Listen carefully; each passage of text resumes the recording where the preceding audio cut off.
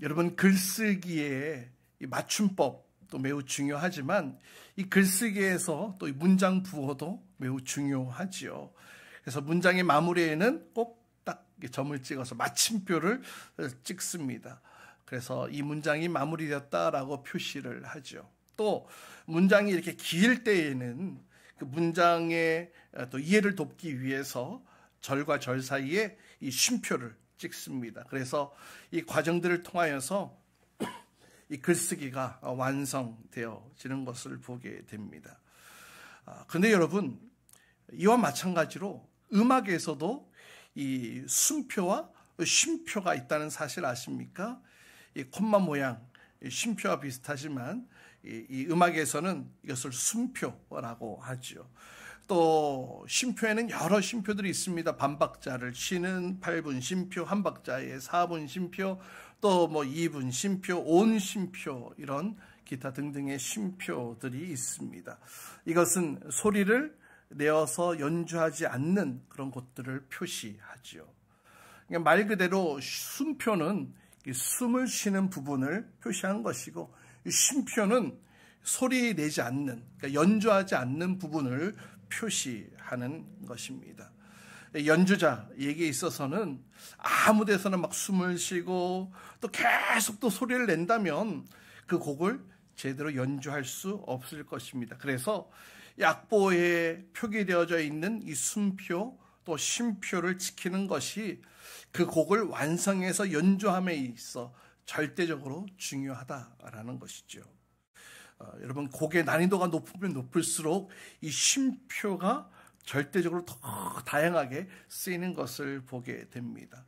또 멋진 리듬, 또 이 엇박 리듬에 필요한 것 역시 이 쉼표이죠.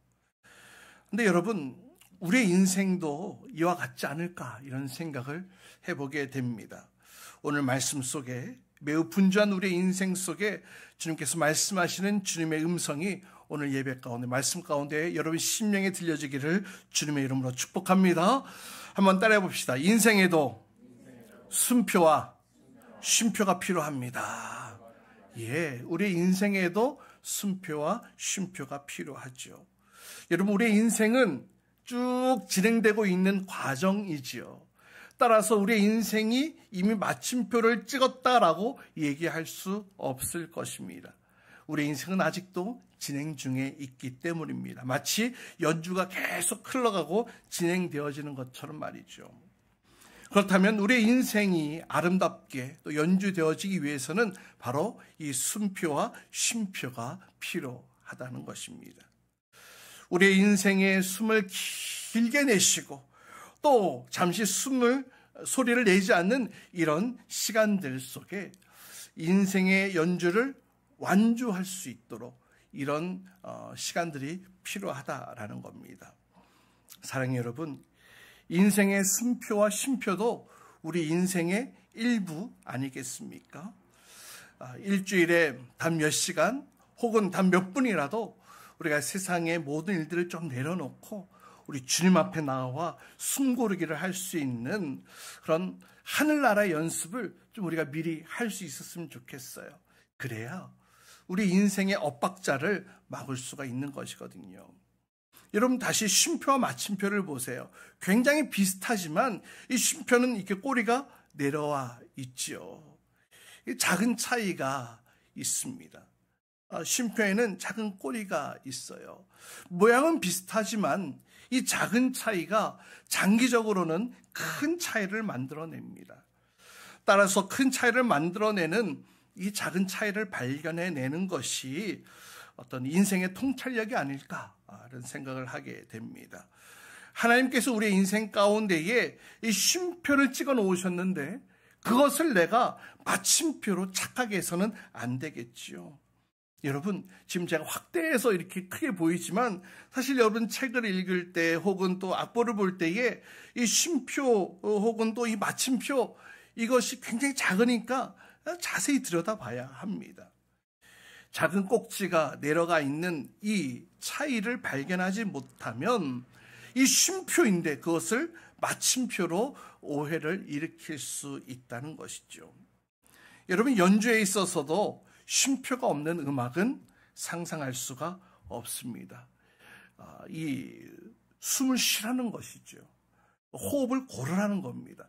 그래서 곡을 연주함에 있어서 리듬과 또 이 하모니를 만드는 데 있어서 이 쉼표는 매우 중요한 역할을 하게 됩니다. 우리 하나님, 예술가의 하나님이 아닐까 생각을 해보게 돼요. 왜냐하면 우리의 인생이라는 어떤 이 오케스트라를 연주하시고 또 작곡해 가시는 분이시기 때문에, 그렇기 때문에 하나님께서는 우리 인생의 연주 가운데에 어디서 잠시 쉬어야 할지도 아시는 분 아닐까요? 바로 그곳에 쉼표를 찍어 주시는 분이십니다. 하나님은 가끔 우리에게 쉼표를 찍어 주심으로 우리를 멈춰서게 하죠. 멈춰 쉬게 하십니다. 때로는 실패를 통해 가던 길을 멈춰 서게 하시고, 또 때로는 질병을 통하여서 멈춰 서게 하기도 하십니다. 때로는 역경과 시련을 통해 쉬게 하게 하시기도 하고, 또 갈등을 통해 쉬게 하시죠. 이렇게 우리의 인생의 큰 장애물들을 통해 우리가 멈춰서 쉬도록 그렇게 이끌어 주시기도 합니다. 여러분, 우리 하나님은 우리의 인생의 지휘자 되신 줄 믿으시길 바랍니다. 우리의 인생을 쭉 연주해 가도록 지휘해 가시는 분이세요. 다양한 일, 다양한 사람들, 또 다양한 환경들, 다양한 여건들 속에서 연주하여서 어떤 인생의 오케스트라라는 이 연주를 행하시는 분이 바로 우리 하나님이시라는 거죠. 그렇게 우리의 인생이라는 악보에는 다양한 요소들이 들어가게 됩니다. 여러분, 악보를 보면 5개 줄이 쫙 그려져 있죠. 5선이라고 얘기를 하는데, 5선의 제일 왼쪽에 뭐가 자리 잡고 있습니까? 음자리표가 자리 잡죠. 높은 음자리표, 또 작은 음자리표, 또 중간에는 또 쉼표, 또 음표들이 고루고루 섞여서 나열되어져 있습니다. 또 그 악보 위쪽에는 5선 위에는 이 곡을 부드럽게 연주하시오, 그래서 피아노라고 표기되어 있기도 하고, 또 때로는 강하게 연주하시오, 포르테라고 이렇게 표기되어 있기도 합니다. 이런 다양한 요소들이 그 악보 안에 담겨져서 이제 음악이 연주되어지게 되는데, 그때에 이 모든 연주를 가장 빛나게 해주는 요소가 무엇이냐? 바로 쉼표가 있기 때문이라는 거예요. 왜 그런지 아십니까? 쉼표가 없으면 소리가 계속 쭉 나는 거예요. 그렇죠. 그러면 어떤 소리가 날까요? 그냥 으악 하는 그냥 괴성으로만 들려지는 거예요. 쉼표가 없는 음악은 도저히 상상할 수가 없습니다. 쉼표와 비슷하지만 순표도 있습니다. 이 순표는 연주자나 또 성악가들을 위한 표이기도 한데요.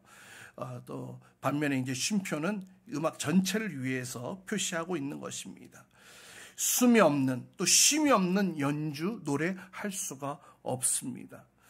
이렇게 음악에는 다양한 음표, 또 쉼표, 또 리듬, 또 플랫, 샵, 스타카토, 크레센도, 달세뇨, 이런 다양한 기호들이 그 안에 담겨져 있어서 때로는 악보를 보는데 어려움을 느끼시는 분들도 있을지 모르겠어요.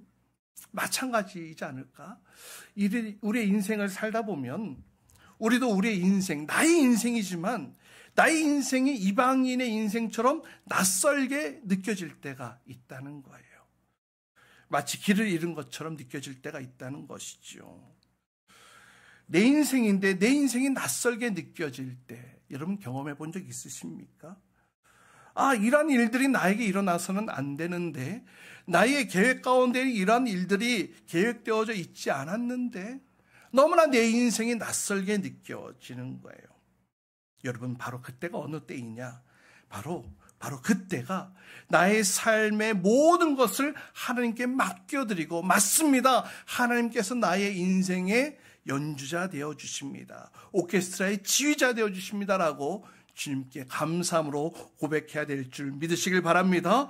여러분, 우리 인생 가운데 갑자기 쉼표를 만나게 되면은 당황스럽습니다. 당황스러워요. 그러나 여러분 기억하십시오. 내 인생의 악보에 하나님께서 가장 딱 딱 맞는 위치에 그 쉼표를 그려주신 거라는 사실을 말이죠. 따라서 내 인생의 악보는 나에게 딱 맞게 맞춰 그려주신 하나님의 최고의 작품이라는 것을 여러분 기억하시기를 바랍니다. 사랑하는 여러분, 인생의 순표와 쉼표를 만날 때에 이것은 나를 살게 하기 위해서, 또 나에게 최고의 작품을 허락해 주시기 위해서 하나님께서 나에게 허락해 주셨다는 사실을 내가 믿음으로 고백할 수 있게 될 때에 우리는 감사함이 넘치게 될 줄 믿습니다. 우리의 인생에 그려진 순표와 쉼표를 우리가 좀 여유 있게 너그럽게 즐기면서 우리의 인생에 주어진 이 연주들을 아름답게 연주해 나갈 수 있는 저희들 될 수 있기를 주님의 이름으로 축복합니다. 자, 그렇다면 인생의 순표와 쉼표 어떻게 연주해야 할까요? 두 번째입니다. 따라해봅시다. 하나님 앞에서 숨과 쉼이 필요합니다. 예, 그 숨과 쉼은 하나님 앞에서 우리가 해야 된다는 거예요.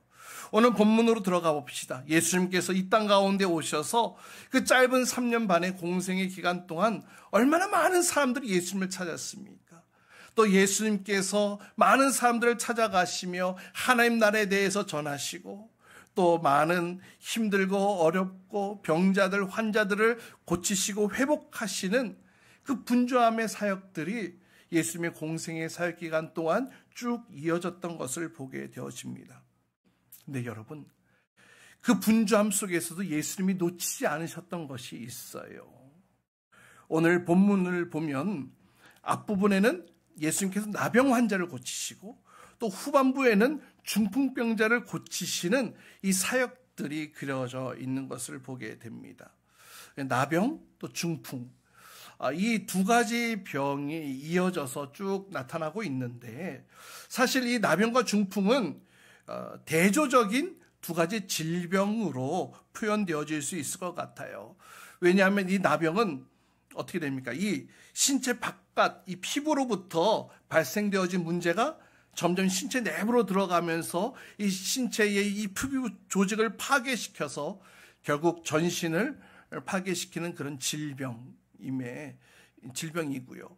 반면에 중풍은 어떻습니까? 반대죠. 중풍은 신체 깊숙한 곳에서부터 발생되어진 문제들이 점점 신체 외부로 나타나고 드러나게 되면서 순간 갑자기 전신을 마비시키는 질병입니다. 그래서 이 나병 환자는 사회적으로 고립되어질 수밖에 없는 그런 질병이고, 반면에 중풍은 어떻습니까? 누군가의 도움이 필요하죠. 이 중풍 환자는 수발이 필요한 사회적 질병이라고도 얘기할 수 있을 것입니다. 예수님께서는 이 두 질병을 고치시는데 온 힘을 다하십니다. 예수님께서는 우리의 신체의 어떤 외부와 내부, 이 모든 질병들을 고칠 수 있는 능력의 주님이신 줄 믿으시길 바랍니다. 우리의 심령 가운데에 서서히 우리를 파괴하고 우리를 죽음으로 이르게 하는 이 점진적인 질병뿐만 아니라 예기치 않은 순간 툭 던져진 갑작스럽게 우리 인생 가운데에 습격해오는, 그래서 무너뜨리는 그런 돌발적인 질병까지도 능히 고치실 수 있는 능력의 주님이신 줄 믿으시길 바랍니다. 할렐루야. 모든 질병을 고치시고 회복하시고 자유케 하시는 그 주님, 그 주님의 이름을 높여 찬양합니다. 우리도 그 이름을 의지해서 우리도 믿음으로 한번 선포했으면 좋겠어요. 여러분, 혹시 여러분 불편한 부위가 있습니까? 아픈 부위가 있으면 그곳에 이 시간 한번 손을 얹어보세요. 예, 머리가 아프신 분들은 머리에 얹어보시고, 가슴이 아프신 가슴에 얹어보시고, 팔이 아프신 분, 옆구리 아프신 분 얹어보십시오. 그리고 함께 우리 입술을 벌려 함께 예수님의 이름을 의지하여 함께 선포했으면 좋겠어요. 우리 이렇게 한번 선포해 볼까요? 따라해 봅시다. 주 예수의 이름으로 선포한다. 나를 힘들게 하는 모든 질병들은 떠나갈지어다. 아멘. 한 번 더. 주 예수의 이름으로 선포한다. 나를 힘들게 하는 모든 질병들은 떠나갈지어다. 아멘. 아멘. 믿으십니까? 우리의 인생을 파괴하고 우리의 생명을 무너뜨리는 모든 질병들은 내가 예수 그리스도의 이름으로 명하노니 떠나갈지어다. 우리가 선포하고 외치며 나갈 때에 우리는 능력이 없지만 그 이름의 능력이 있으므로 그 이름의 능력으로 치유케 되어질 줄 믿습니다. 오늘 이 나병과 이 중풍의 이 환자들이 회복되어지는 것을 보세요.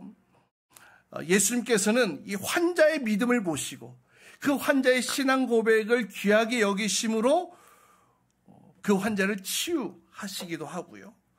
또 예수님께서는 그 환자를 수발들던 주변에서 도와주던 그 사람들의 헌신과 믿음을 보시고 또 그 환자를 고쳐주시기도 하거든요. 뿐만 아니라 오늘 본문 20절 말씀 보세요. 예수님께서 뭐라고 말씀하세요? 이 사람아, 내 죄가 용서받았다. 그러니까 예수님께서 그들의 불편한 신체, 연약한 부위를 고쳐주신 것뿐만 아니라 그들의 영혼도 고쳐주셨어요. 어떻게 보면 이 나병, 이 중풍이라는 이 두 병은 이 겉과 이 속을 대표하는 질병으로 우리 인생 가운데에 겪게 되어지는 모든 어떤 고통의 문제들을 대표하는 것이라고 할 수 있을 것입니다. 그런데 이 두 질병, 우리 인생의 겉과 속 모든 문제, 삶의 문제들을 대표하는 이 질병들을 치료하시는 이 과정 중에 아주 분주한 그런 사역 가운데에 예수님께서 하신 행동이 있어요. 사실 이 구절이 오늘 말씀의 핵심이기도 한데요. 오늘 본문 5장 16절 말씀 우리 같이 함께 읽어보도록 합니다. 함께 읽습니다. 시작. 그러나 예수께서는 외딴 데로 물러가서 기도하셨다. 나병을 치료하시고 중풍을 치료하시는 그 분주한 일정 가운데 예수님께서 뭘 하셨다고요? 기도하러 가셨다. 모든 사람의 문제를 해결하고 영혼의 문제까지를 해결해 가시는 그 분주함 속에 치료를 받기 위해 수많은 사람들이 예수님 앞에 몰려오는 그런 끊임없이 이어지는 그 인파들 속에 예수님은 그 분주함의 그 한복판에서 잠시 외딴 곳으로 가셔서 무엇을 하셨다고요? 기도하러 가셨다. 기도하셨다. 왜 이렇게 하셨을까요? 혹시 더 이상 고칠 환자가 없어가지고 그 틈을 이용해 잠시 쉬셨던 것일까요? 아니요, 그렇지 않아요. 본문 15절 말씀, 그 앞절 말씀을 보면 알 수 있어요. 뭐라고 기록되어 있느냐 하면 예수의 소문이 더욱더 퍼지니 큰 무리가 그의 말씀도 듣고 또 자기 병도 고치고자 하여 모여들었다. 그러니까 예수님께서 나병을 고쳐주시자 그 예수님에 대한 소문이 쫙 퍼진 거예요. 그래서 수많은 사람들이 자기 병도 고침받았으면 또 예수님의 말씀도 듣고자 하여 예수님 앞에 끊임없이 몰려들고 있는 그런 상황이었다라는 것이죠. 혹 예수님께서 그런 상황 속에 너무 지치셔가지고 오늘은 영업 종료입니다. 그리고 셔터문을 쫙 내리는 거 그런 것 아니셨어요.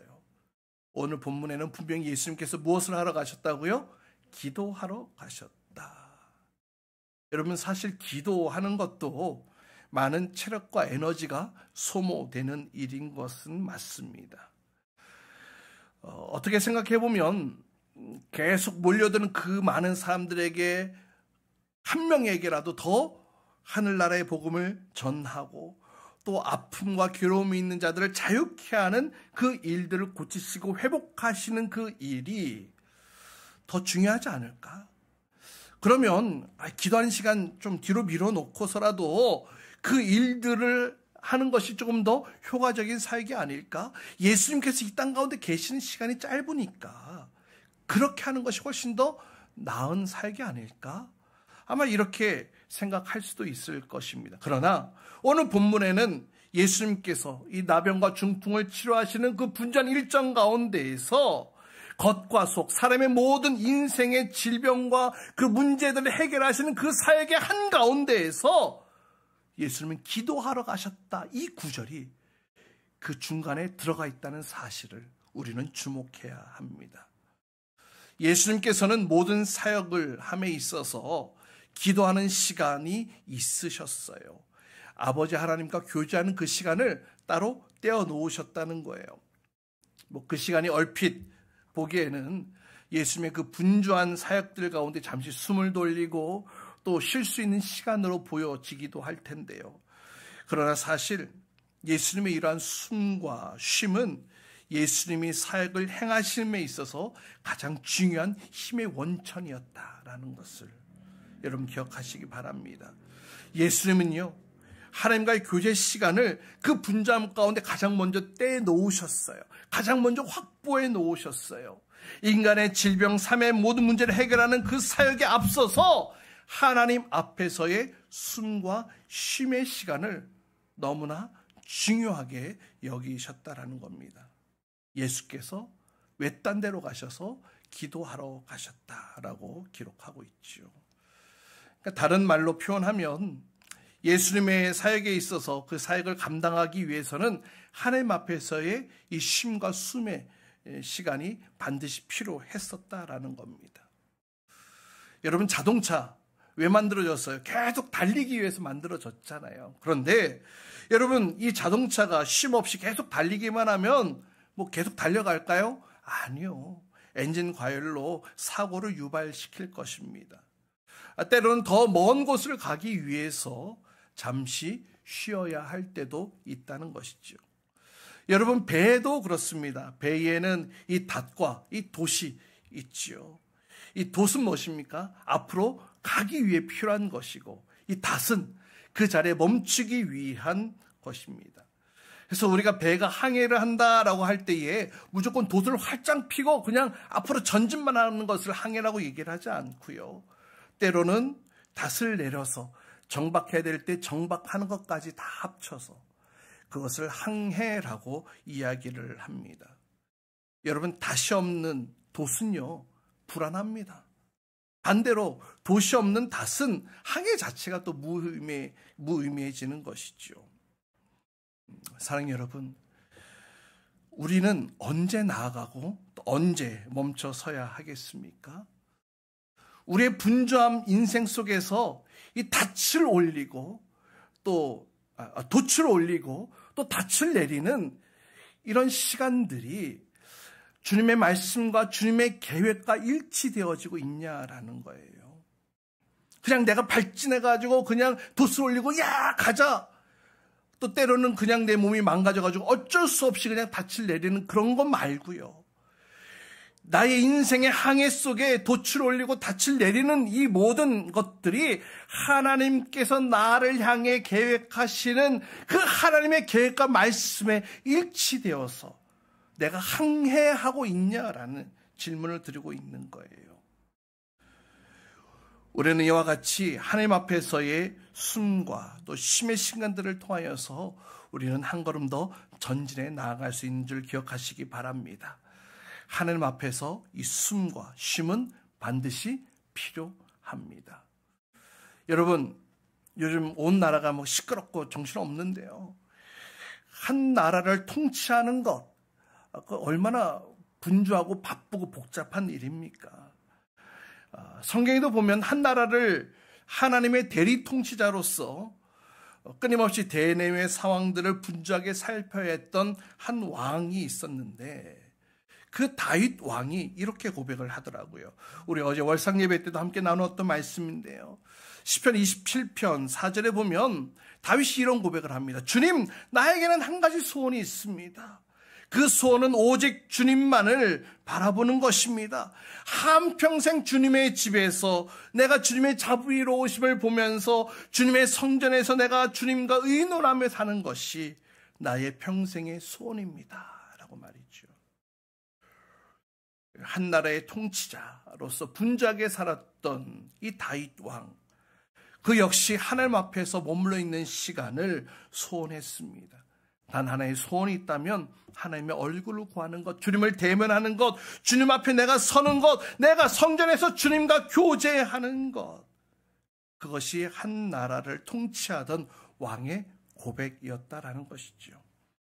사랑하는 여러분, 아무리 분주해도 하나님 앞으로 나오시기 바랍니다.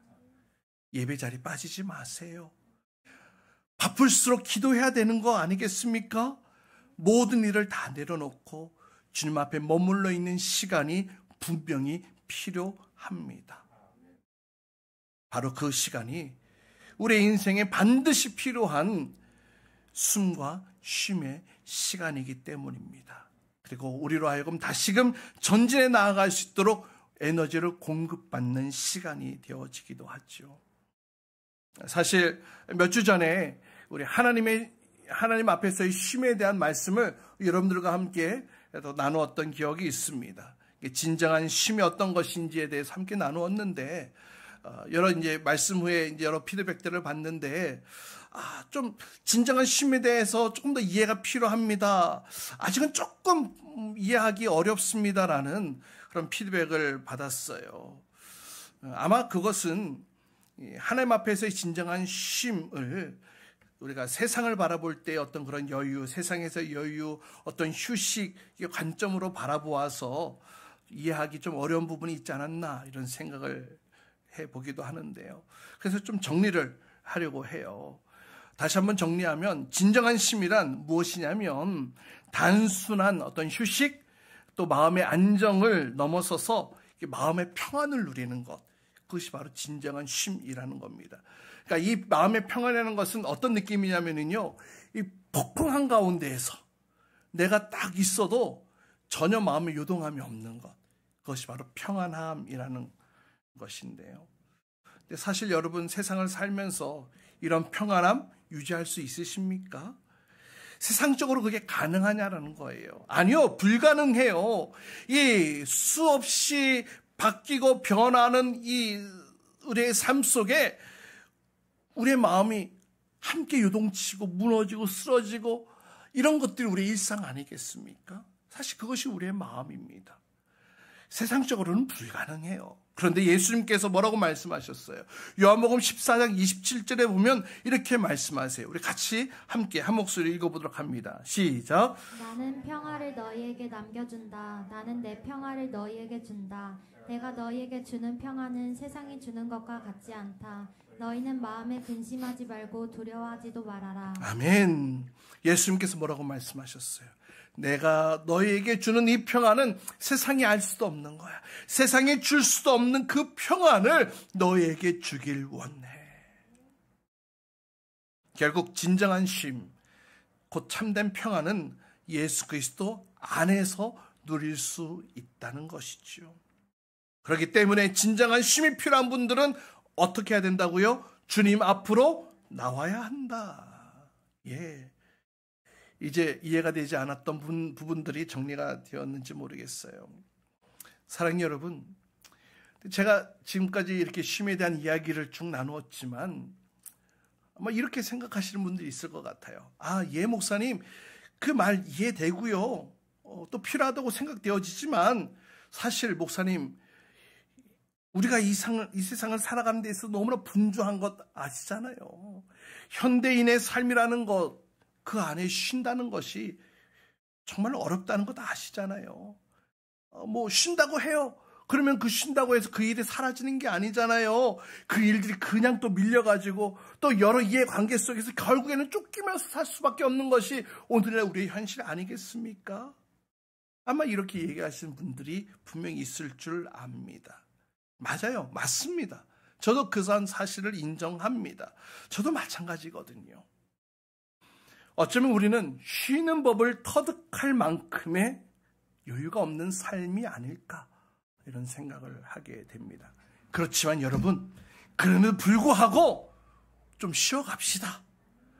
그래야 돼요. 그래야 합니다. 왠지 아세요? 태초에 하나님께서 인간을 창조하실 때에 하나님과 교제하는 관계로 인간을 만드셨어요. 하나님과의 교제 시간, 이 쉼의 시간, 이 평안의 시간을 갖도록 하나님께서 우리 인간을 그렇게 만들어 놓으셨다는 것입니다. 우리의 인생에는 그래서 숨과 쉼이 필요한 거예요. 우리의 인생을 작곡하시는 하나님께서 우리에게 필요하도록 그 숨과 쉼을 허락해 주셨습니다.